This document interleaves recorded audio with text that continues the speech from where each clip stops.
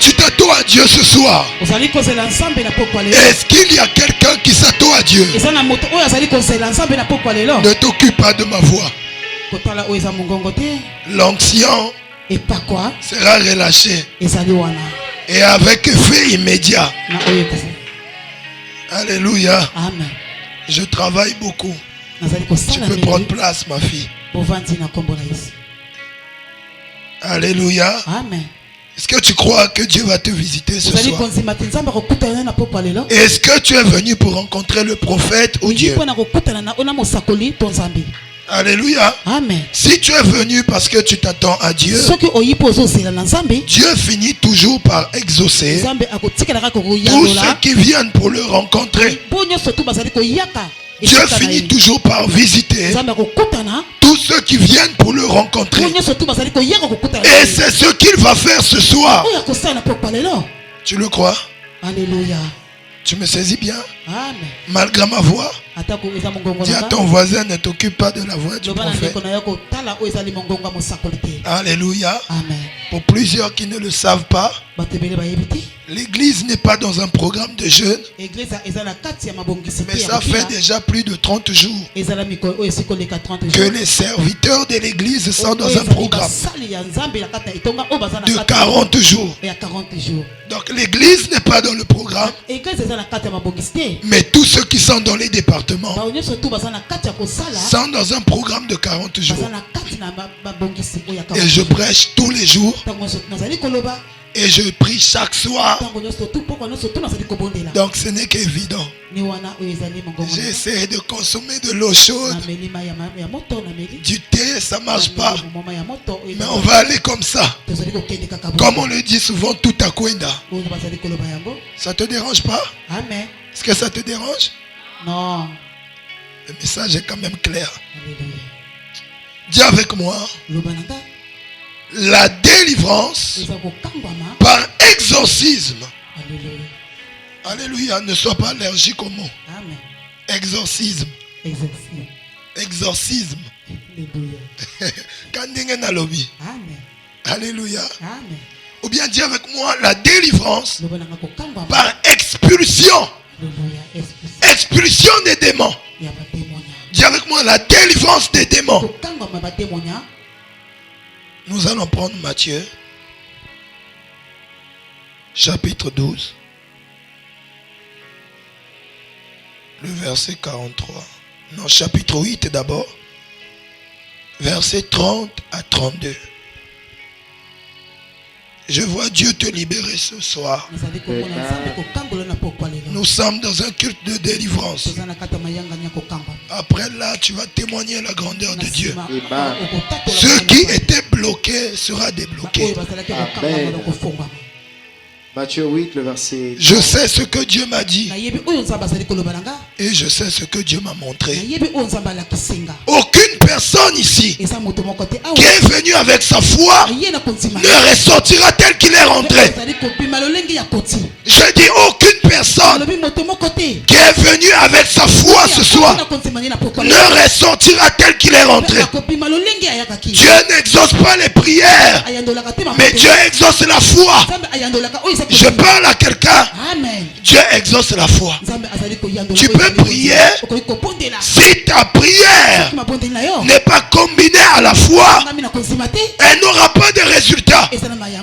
C'est ainsi que Jésus, quand il priait pour quelqu'un, à la fin il disait, ta foi t'a sauvé. Je peux être l'homme de Dieu ayant plus d'onction sur la planète Terre, mais si je ne rencontre pas des cœurs qui ont la foi, ça sera sans résultat.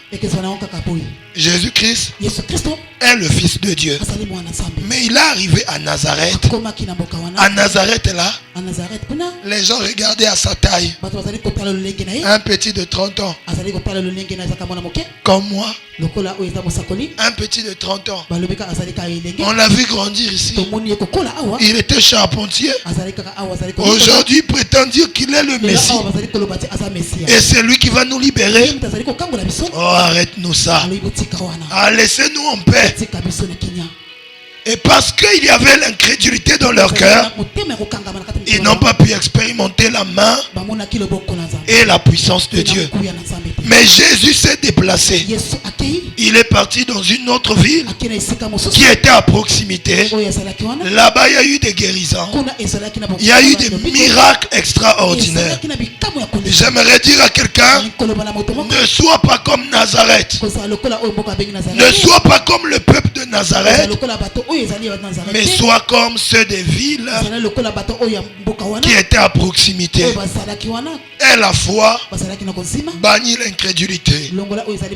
Chaque fois qu'il y a eu changement dans la vie de certaines personnes, ça s'est toujours fait en une journée. C'est-à-dire pour tout un chacun, il y a un jour spécial de visitation. Et ce jour peut être aujourd'hui. Est-ce que tu sais pourquoi je dis ça peut être aujourd'hui?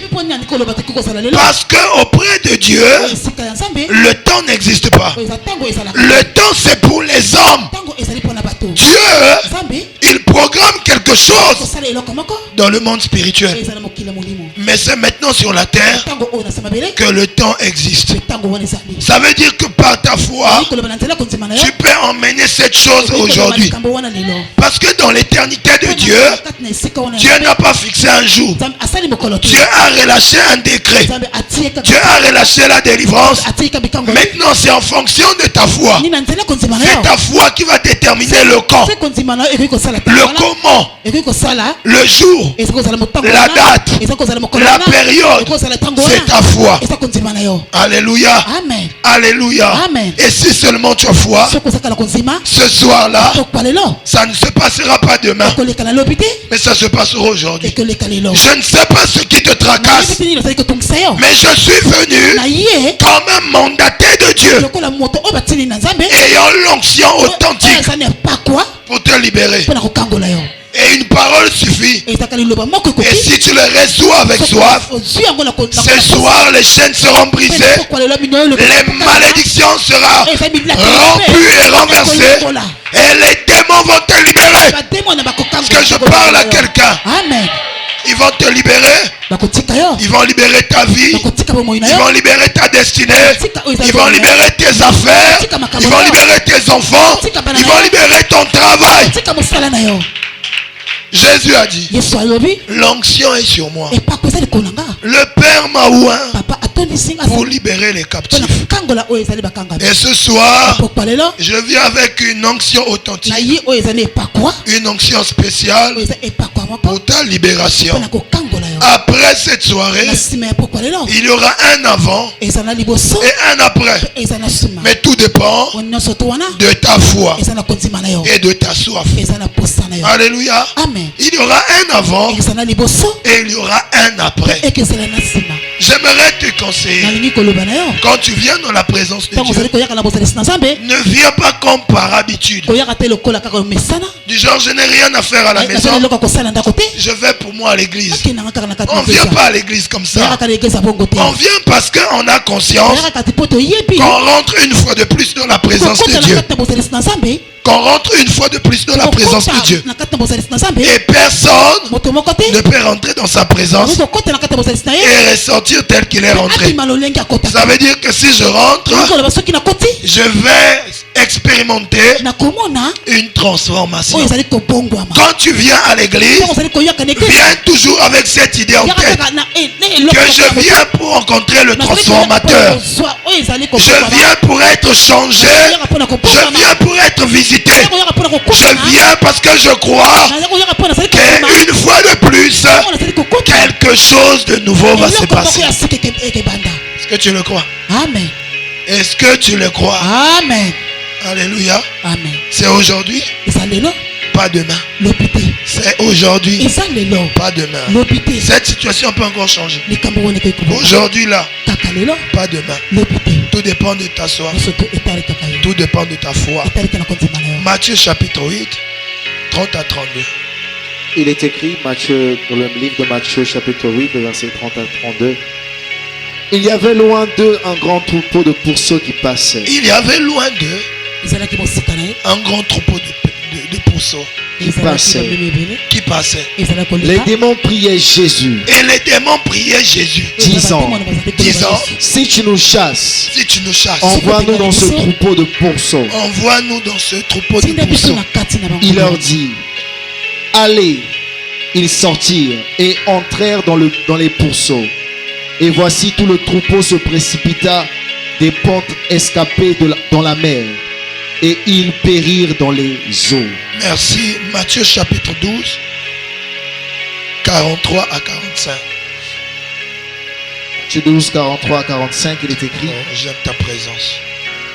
Lorsque l'esprit impur est sorti d'un homme, il va dans des lieux arides. On dit que lorsque l'esprit impur est sorti d'un homme, ça veut dire que l'esprit était à l'intérieur. Et lorsqu'il est sorti, lorsque l'esprit impur est sorti d'un homme, il va dans des lieux arides. Il va dans les lieux arides. Cherchant du repos. Et il n'en trouve point. Et il n'en trouve pas. Alors il dit, je retournerai dans ma maison d'où je suis sorti. Et quand il arrive, il la trouve vide, balayée et ornée. Il s'en va et il prend avec lui 7 autres esprits, plus méchants que lui. Ils entrent dans la maison, s'y établissent. Et la dernière condition de cet homme est pire que la première. Ils rentrent dans la maison, s'y établissent. S'y établissent, ça veut dire il s'installe. Il fait de cette maison sa demeure, son habitation, sa tour de contrôle. Après on dit, et la dernière condition de cet homme est pire que la première. Ça veut dire que quand tu viens nombreux comme ça, ton cas sera pire qu'avant. Suis-moi attentivement pendant toute cette série. Tu vas expérimenter une délivrance totale sans répercussion. C'est-à-dire quand Dieu va te libérer, ça sera pour toujours. Tu ne vas plus revivre les mêmes situations. C'est pas des délivrances ou aujourd'hui on te libère, on chasse cet esprit et demain c'est le même esprit encore qui revient.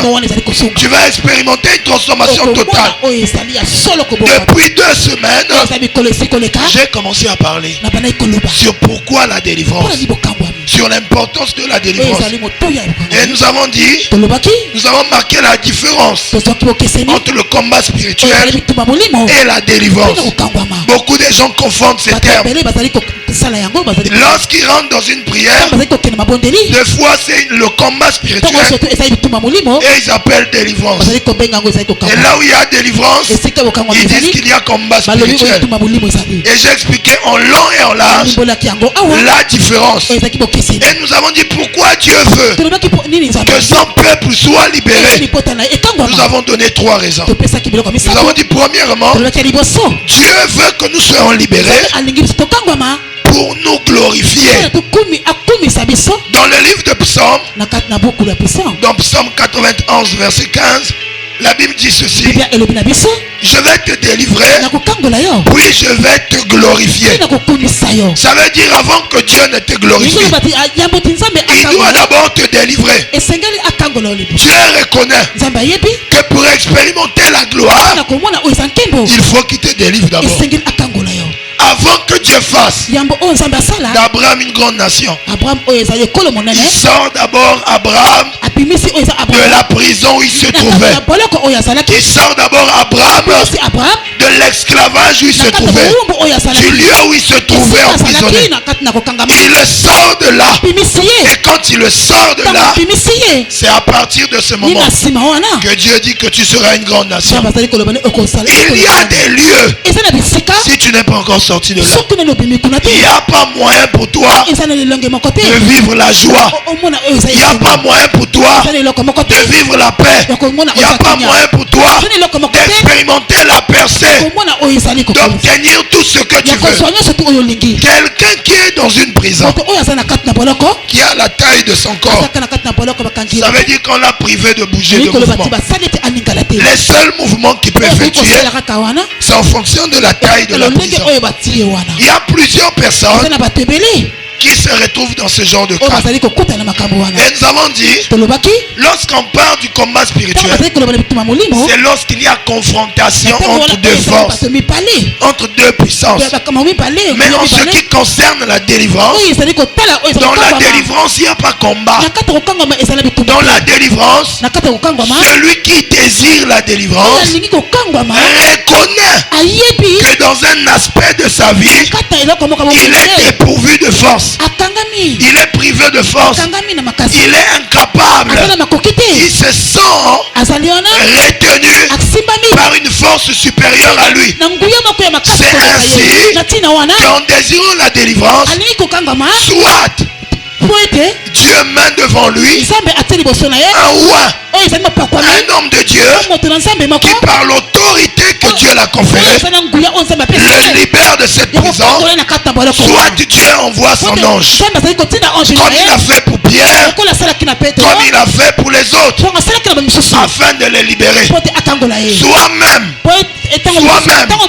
nous-mêmes, on ne peut pas expérimenter la délivrance. La seule chose qu'on peut faire, c'est crier à Dieu, et Dieu nous exauce en envoyant des hommes vers nous, en envoyant des rois vers nous, en envoyant des authentiques rois vers nous, en envoyant des hommes de Dieu vers nous, afin de nous libérer des prisons, des chaînes sous lesquelles nous sommes retenus.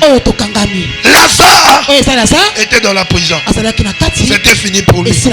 Mais il fallait le roi et son onction qu'ils viennent, qu'ils disent Lazare, sors. Et Lazare est sorti. Mais il est encore lié. Il y a des gens qui sont sortis de prison, qui sont sortis de certains lieux, mais ils sont encore liés. Ils se disent qu'ils ont déjà la liberté. Ils ont la liberté, mais pas la liberté totale. C'est ainsi que nous avons dit, Dieu veut ta délivrance pour te glorifier. Il est écrit, je te délivrerai, puis je te glorifierai.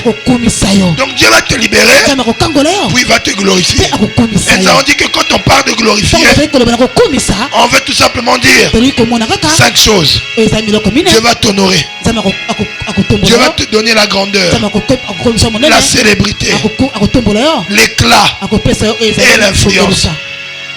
Est-ce que je parle à quelqu'un? Deuxièmement, nous avons dit, Dieu veut que tu sois délivré pour expérimenter une délivrance totale.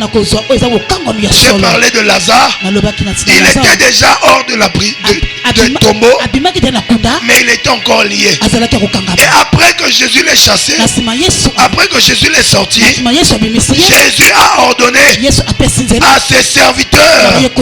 Les serviteurs représentent les anges aussi. Il a ordonné à ses serviteurs de les délier, de briser les bandeaux auxquels il était enchaîné, par lesquels on l'avait lié. Troisièmement, Dieu veut que tu sois délivré pour que toi tu le glorifies et que le monde le glorifie. Imagine la situation dans laquelle tu te trouves. Elle est connue de tout le monde. Il y a une humiliation sur ta vie. Certains peuvent même se moquer de toi.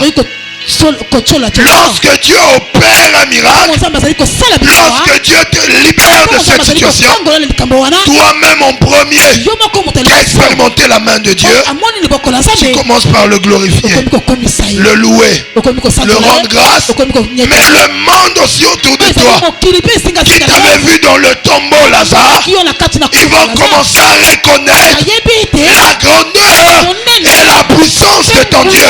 J'annonce à quelqu'un que Dieu va te libérer totalement. Il va te délivrer, puis il va te glorifier. Il va te libérer d'une manière totale, et tu glorifieras le nom de l'Éternel. Et le monde aussi autour de toi va reconnaître la grandeur de Dieu. Donc nous comprenons. J'aime l'enseignement. L'enseignement fait asseoir. Si on te dit c'est mon yamba, yamba, yamba, tu ne sais pas sur quoi tu vas te baser. Alléluia. Donc Donc la délivrance, c'est l'action de délivrer. Délivrer quelqu'un qui est sous une emprise, sous une puissance supérieure, sous une force supérieure. Et Dieu envoie ses rois comme Moïse va. Délivre mon peuple. Israël était nombreux, mais ils étaient sous l'esclavage. Il était incapable pour eux de sortir de l'Égypte, parce qu'il y avait une puissance supérieure. Et Dieu a établi, il a équipé son serviteur Moïse afin d'aller et de libérer le peuple. Et je viens comme Moïse, je viens comme Jésus, revêtu de puissance et d'onction déclarée, la libération totale de ta vie. Tu ne seras plus sous l'emprise de l'ennemi. Cette situation ne se répétera plus jamais dans ta vie. On n'entendra plus jamais parler de ces Égyptiens, parce que le Dieu que je sers est sur le point de les engloutir. Je parle à quelqu'un ce soir. Je parle aux sorciers de ta vie. Je parle à ces esprits qui te tourmentent. Leur règne est terminé. Je dis leur règne est terminé. Alors en parlant de la délivrance des démons, je veux faire mention de quoi? J'ai utilisé plusieurs expressions, comme la délivrance par exorcisme. Ne soyez pas allergiques aux mots. Vous avez tellement entendu parler de ces mots à gauche, à droite, au point où on se dit que ce sont des mots sataniques et démoniaques. Alléluia. Quand on fait mention de l'exorcisme, on fait mention de la capacité d'expulser un démon. Alléluia, d'expulser plutôt. Donc quand on parle de la délivrance par exorcisme, c'est-à-dire c'est lorsque on vient, on expulse un démon. C'est à cause de ça, pour ne pas heurter la sensibilité de plusieurs, je préfère dire la délivrance des démons. Là tu te sens un peu mieux. Alléluia. Alléluia. Amen. Alléluia. Amen. Alléluia. Amen. Déjà vous devrez savoir ceci. Qu'en parlant de la délivrance des démons, vous devrez savoir, et je veux que tu notes ça, qu'il y a une différence entre les démons et les anges. Et les anges déchus. Généralement, si tu vas même sur internet, tu vas voir des définitions qui n'ont aucun rapport avec ce qui est véritable, avec ce qui est vrai et réel.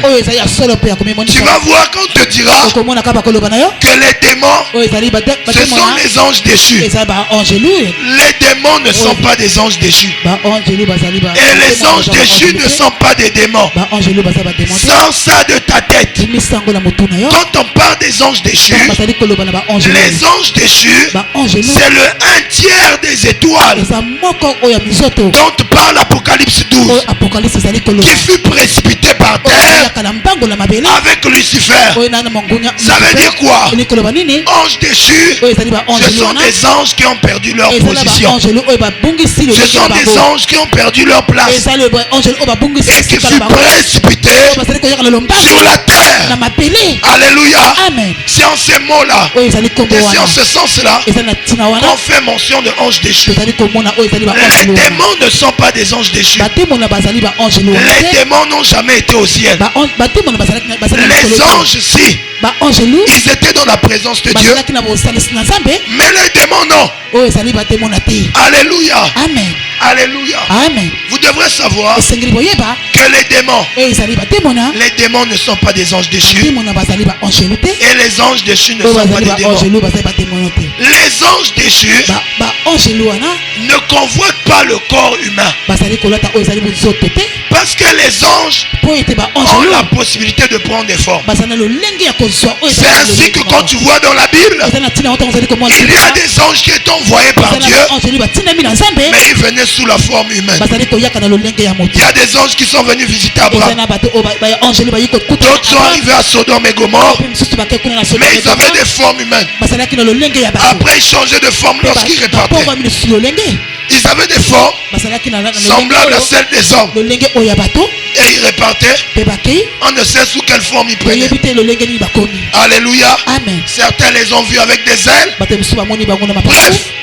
Donc vous comprenez par là que les anges n'envient pas le corps des hommes. Ils peuvent prendre n'importe quelle forme. C'est ainsi que quand on parle même de Lucifer, par la grâce de Dieu, je l'ai vu 7 fois. Plus même.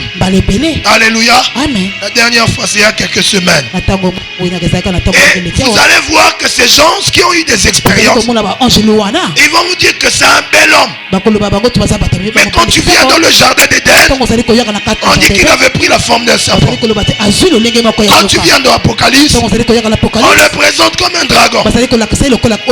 Alléluia. Ils peuvent prendre n'importe quelle forme. Ils n'envient pas le corps de l'homme. Par contre, les démons, si. Les démons envient le corps de l'homme. Pourquoi? Parce que les démons tirent leur source, leurs origines de l'accouplement, de la combinaison, de la fusion des anges et des hommes. Genèse chapitre 6. On parle des fils de Dieu qui se sont accouplés. Il y a bien d'autres histoires. Ça commence par là. Mais je préfère vous emmener juste là comme exemple. Parce que si je vais plus loin, je serai obligé de développer beaucoup d'autres sujets. Par exemple, au temps de Caïn et bien d'autres, des temps bien avant. Mais je préfère vous emmener là dans Genèse 6. Les fils de Dieu se sont accouplés avec les filles des hommes et ils ont commencé à donner naissance à une race des êtres qui étaient mi-hommes. Non, ils étaient mi-homme, à moitié homme, à moitié ange. Alléluia. Et c'était des géants. Ils avaient des formes bizarres. D'autres pouvaient avoir 2 têtes. D'autres pouvaient avoir 20 doigts ici, là. 20 doigts ici. C'est comme la race des Goliaths. Donc c'était des êtres bizarres. Et ces êtres-là ont commencé à emmener le mal sur la terre. Alors Dieu voyant que la terre était polluée et les êtres humains étaient corrompus, parce que plusieurs hommes comme femmes se sont accouplés avec ces êtres et ils ont commencé à donner naissance à ces êtres bizarres. Ils se sont accouplés avec des anges et ils ont commencé à donner naissance aux géants, aux mi-hommes et aux mi-anges. Alors Dieu voyant cela, il voyait que l'ADN humain était corrompu.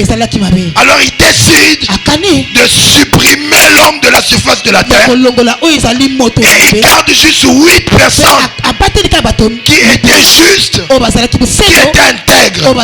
Juste ici ne veut pas dire que Noé n'avait pas de péché. Juste veut dire que Noé et ses fils et leur femme et sa femme étaient les seuls à ne pas fusionner avec les anges.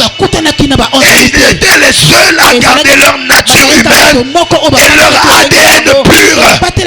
Parce que le reste des hommes, le fait de s'accoupler avec des anges, ils formaient une personne spirituellement. La Bible dit que celui qui s'accouple avec la prostituée forme une seule personne. Lors des rapports sexuels, il y a transfert de nature et d'identité. Alléluia. Lorsque tu t'accouples avec quelqu'un, tu fusionnes avec lui. Indirectement, tu dis ceci. Tes liens deviennent mes liens. Mes liens deviennent tes liens. Si j'ai la sorcellerie, tu acceptes qu'on te le donne. En d'autres termes, tu dis ta sorcellerie, je la reçois. Parce que quand tu t'accouples, la Bible dit, vous devenez une seule personne. Le mariage, c'est pas la bague. Le mariage, c'est pas les présents. Le mariage, c'est lorsque deux personnes s'unissent. Mais Dieu veut que cette unité soit maintenant dans les normes. C'est là où on demande les présents. Les parents doivent être d'accord. Et bien d'autres choses. Et il y a beaucoup de personnes qui se sont mariées avec des gens. Combien de personnes tu as déjà connues dans ta vie? Et tu ne connais pas l'état d'âme de chacun. Et tu es surpris qu'il y a des événements bizarres qui t'arrivent. Tu rentres dans une famille. Vous n'avez jamais appris des hommes. C'est-à-dire cet homme-là, tout allait bien chez lui. Mais depuis qu'il a connu cette femme-là, toutes ses affaires ont chuté. Et quand tu rentres dans la famille de la femme, tu vas voir parfois là-bas, il y a une forte pauvreté. Donc le fait de s'unir à elle, tu dis quoi indirectement? Vos liens de pauvreté deviennent aussi mes liens de pauvreté. Parce que vous devenez une personne. Ça veut dire que de même qu'on lui localise dans leur monde, toi aussi on te localise dans la famille de Dieu. Quand tu comprends ce genre de choses, tu ne peux pas blaguer avec ta vie. Tu ne peux pas détruire ta vie pour un plaisir de 5 minutes. Tu ne me dis pas même bien. Alléluia. Amen. Là n'est pas mon message. Donc le fait qu'ils s'accouplent, les humains ont commencé à recevoir l'ADN des anges en eux. Alléluia. Amen. Et Dieu s'est dit non, je n'ai pas créé l'homme pour qu'il reçoive un tel ADN. Et surtout des personnes qui se sont rebellées. Des êtres qui se sont rebellés, ils ne sont pas destinés à entretenir des rapports sexuels avec des hommes, mais ils l'ont fait par désobéissance. Alors Dieu dit, je vais éliminer non seulement les enfants qu'ils ont donné naissance, mais aussi ceux qui se sont accouplés avec eux, parce qu'ils ont reçu une sémence bizarre à l'intérieur d'eux. Et je vais garder que ceux qui ne se sont pas accouplés avec ces anges.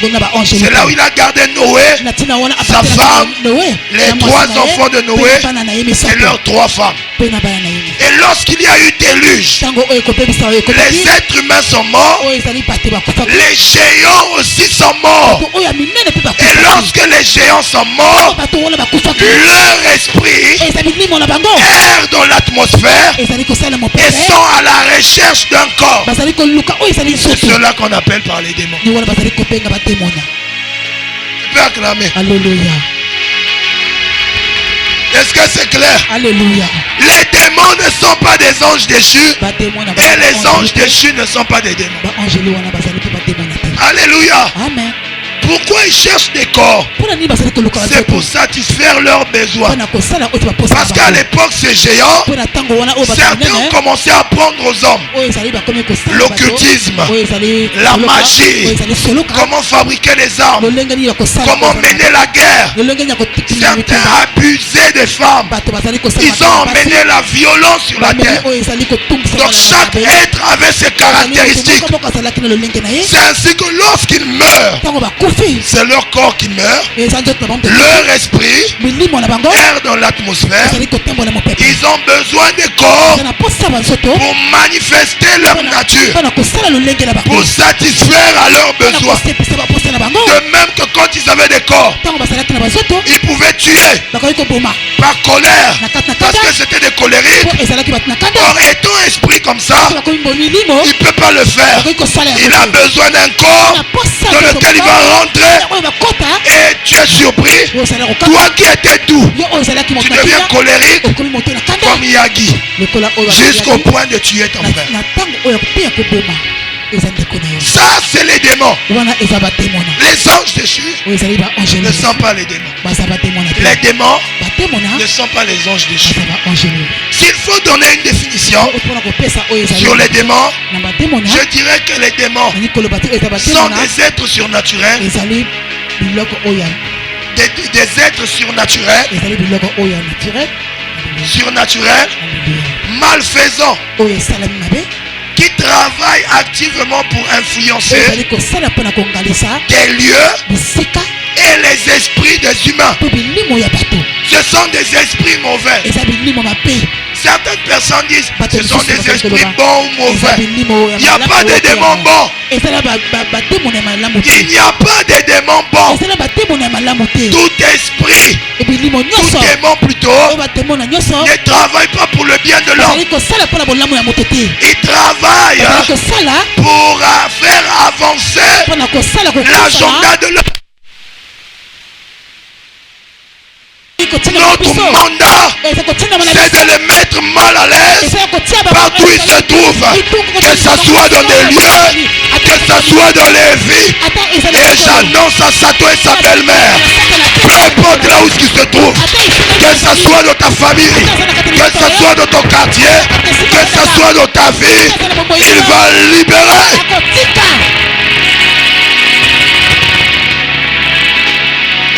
Alléluia. Un ministère authentique doit avoir ses sanctions. On doit chasser les démons. Il y a des églises qui combattent les délivrances. Ils ont des problèmes avec les délivrances. Parce que pour eux, Jésus-Christ a tout accompli à la croix. Il n'a pas enchaîné les démons. Ils seront tous enchaînés pour le millénium et plus tard jetés dans la gêne. Pour l'instant, ils sont encore là. Ils œuvrent et ils travaillent. Et nous, avec le mandat et l'autorité, nous avons reçu le pouvoir de les chasser, de marcher sur eux, parce qu'ils sont la cause de plusieurs malheurs, ils sont la cause de plusieurs difficultés, ils sont la cause de plusieurs souffrances. Enfant de Dieu, tu ne peux pas nier l'existence des esprits ou des démons parce que tu ne les vois pas. C'est juste que tu es aveugle. C'est ce qui fait que tu ne les vois pas. Mais celui qui a les yeux ouverts, il va les voir. Et des fois on les voit comment? Par des signes de leur présence. Alléluia. Chaque esprit a une nature et il a des caractéristiques. Donc des choses qui le caractérisent plutôt et qui marquent sa présence dans la vie de quelqu'un. Donc lorsque tu vois quelqu'un, il y a certains critères et caractéristiques qui se manifestent dans sa vie. Tu peux savoir là, il y a tel esprit. Alléluia. Alléluia. Alléluia. Amen. Il y a des églises où on ne parle pas en langue. Jésus a dit, voici les signes. Ils parleront de nouvelles langues. Ils chasseront les démons. Ils vont ressusciter les morts. Même s'ils prennent des breuvages mortels, cela va faire aucun effet. Les démons sont réels, même si tu ne les vois pas. Alléluia. Alléluia. Il y a des gens qui ne t'aiment pas, qui engagent des esprits contre toi pour ne pas que tu vives la joie, pour ne pas que tu vives le bonheur. Ils engagent des esprits contre toi au travers des pratiques spirituelles, au travers des incantations, au travers des enchantements. Ils mettent en action des démons pour te nuire. Il existe plusieurs types de démons. Il y a des démons qui viennent seulement pour bloquer les finances, d'autres le mariage. On les appelle communément les esprits de pauvreté, les esprits de célibat. Chaque esprit a un rôle à jouer. Le royaume des ténèbres est bien organisé. sont les chrétiens qui sont désorganisés. Même le royaume de Dieu auquel nous appartenons est très bien organisé. Quand il s'agit de donner un message, Dieu n'enverra pas Michael. Il va envoyer Gabriel parce que c'est sa responsabilité. Lorsqu'il s'agira de combat, Dieu envoie Michael. Mais les chrétiens sont désorganisés. Dans le monde spirituel, dans le royaume de l'autre côté, ils sont organisés. Lorsqu'il faut bloquer ta vie, du point de vue financier, il y a un type d'esprit qu'on envoie là. Lorsqu'il faut t'empêcher de te marier, il y a un type d'esprit qu'on envoie là. Lorsqu'il faut t'empêcher d'enfanter, il y a un type d'esprit qui cause la stérilité qu'on envoie là. Pour nuire ta vie, pour réduire ta vie au néant. Mais ce soir, au travers de l'onction, je viens les expulser dans ta vie. Parce qu'ils ont une nature. C'est ce qui fait que lorsqu'ils arrivent dans une vie, ils révèlent leur nature par leurs œuvres. Tu es juste surpris comme ça. Tu es une belle femme, mais tu n'as jamais aucune relation sérieuse. Rien de sérieux. Chaque fois que ça va avancer, rien ne marche. Vous savez, il y a des moments où il faut laisser ton cerveau là de côté. Des fois tu es trop intelligent et tu veux tout ramener à la logique. Tout sur la terre ne se résout pas par la logique. Les choses matérielles oui, mais les choses spirituelles non. Elles se résout par la révélation et la compréhension des choses spirituelles.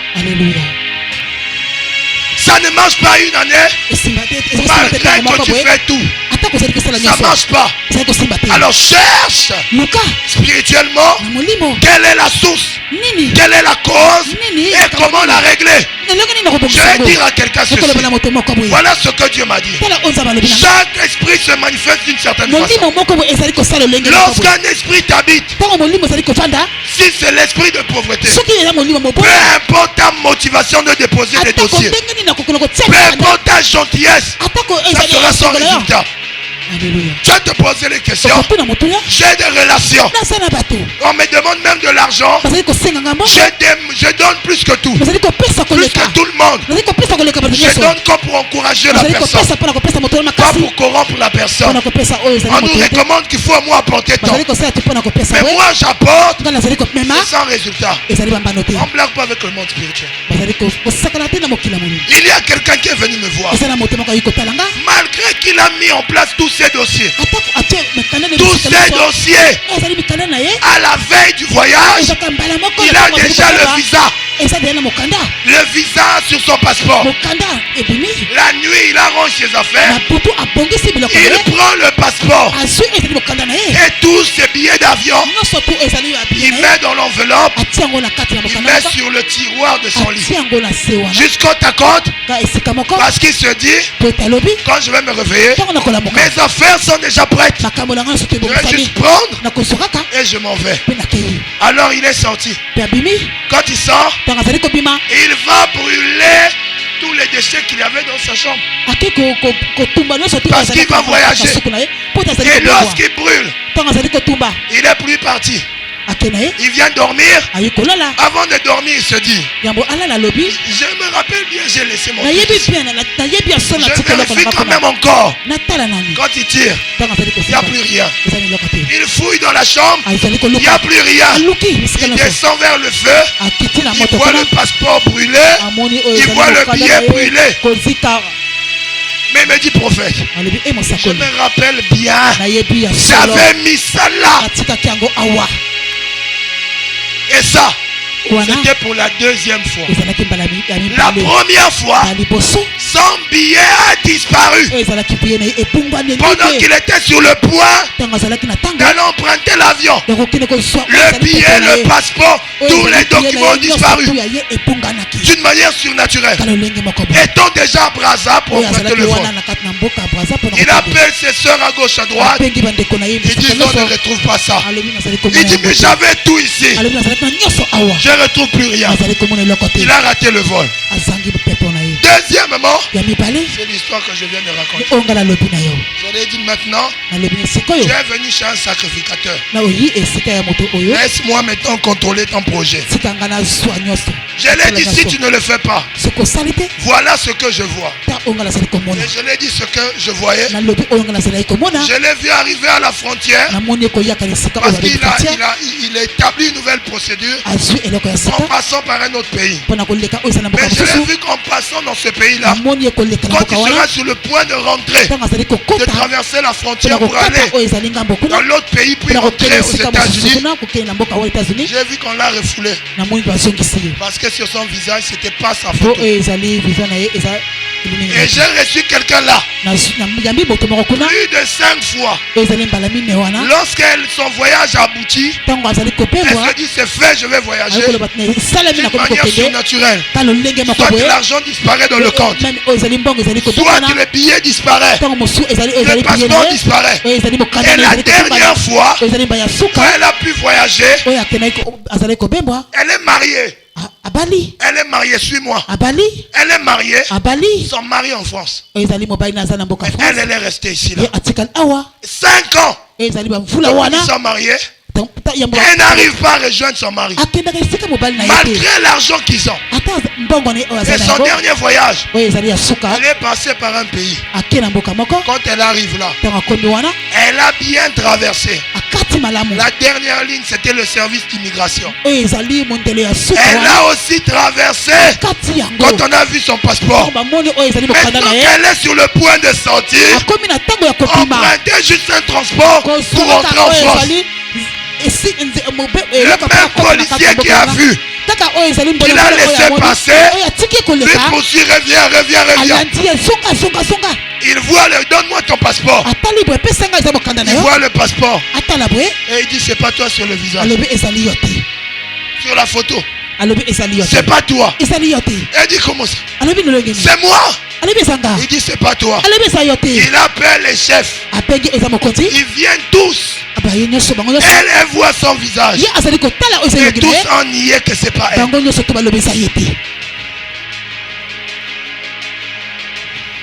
Et tu vas me dire que le monde spirituel existe. Malgré tout ce que tu fais, tu as l'impression que tu tournes en rond. Même quand tu sens que tu es dans une relation sérieuse, qui peut aboutir jusqu'au mariage, et soudainement tout se retourne contre toi. Pas une fois, pas 2 fois, mais dans ta vie, tu as expérimenté cela d'une manière répétitive. Et tu prends encore ces choses à la légère. Quand tu regardes ta vie,